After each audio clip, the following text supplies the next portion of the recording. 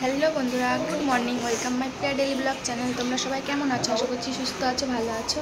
তো দেখো, আমি তো মায়ের বাড়িতে এসেছি, এখন বাড়ি যাবো, রেডি হয়ে নিয়েছি। আর মা চা দিয়ে নিয়েছে, তো চাটা খাবো, খেয়ে বেরিয়ে পড়বো। তো দেখো, আমি এইমাত্র এলাম, এইমাত্র বলা ভুল, প্রায় 10-15 মিনিট হয়ে গেছে আমার আসা। আর অন্ধকার, কারণ মেঘ মেঘ করছে, প্রচণ্ড মেঘ উঠেছে, বৃষ্টি হবে মনে হয়। তো এবার আমি রান্নার দিকে যাব, চলো। হ্যালো বন্ধুরা, তো দেখো, ওই যে ছেলেকে ঘুম পাড়িয়ে দিয়েছি, রান্না বান্না করে খাওয়া দাওয়া করে ছেলেকে ঘুম পাড়িয়ে দিয়েছি। আর আমি আজকে ঘুমোইনি, কারণ আজকে বেলা হয়ে গেছে, আজকে আমি আর ঘুমাবো না। আর হ্যাঁ, কালকে তো আমার জন্মদিন ছিল, তোমরা দেখতে পেলে।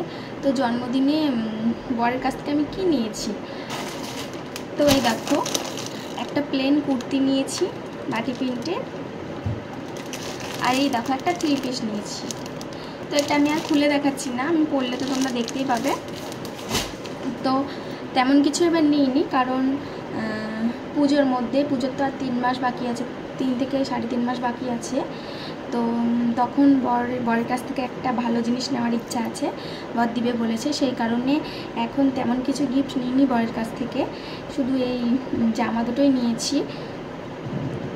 তো দুর্গাপুজোতে তো নিবই একটা ভালো কিছু, দিবে বলেছে বর, সেই কারণে আমি আর কিছু বললাম না।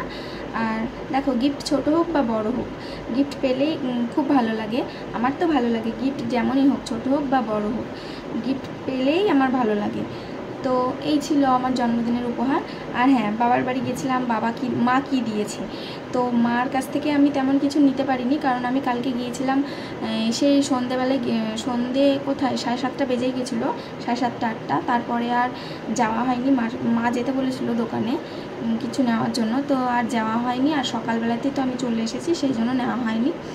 তো ঠিক মা ঠিক দিয়ে দিবে, আবার তো যাবো ষষ্ঠীর মধ্যে, তখন মা ঠিক দিবে।